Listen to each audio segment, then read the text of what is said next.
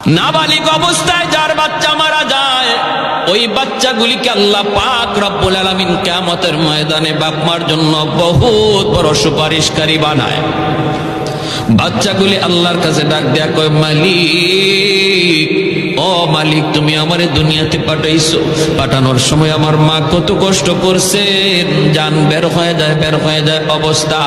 এরপরে আমি দুনিয়াতে আসলাম, এত কষ্ট আমি মাকে দিলাম, কিন্তু মার কোনো খেদমত আমি করতে পারলাম না, আমার মা ঋণ আমি শোধ করতে পারলাম না। আল্লাহ, আজ যদি তুমি আমাকে জান্নাতে দিতে চাও, আমার মা বাবা সারা জান্নাতে যাইবো না, হয় আমারে বাপ মার সাথে জাহান্নামে দিয়ে দাও, হয় আমাকে আমার বাপ মার সাথে জাহান্নামে দিয়ে দাও।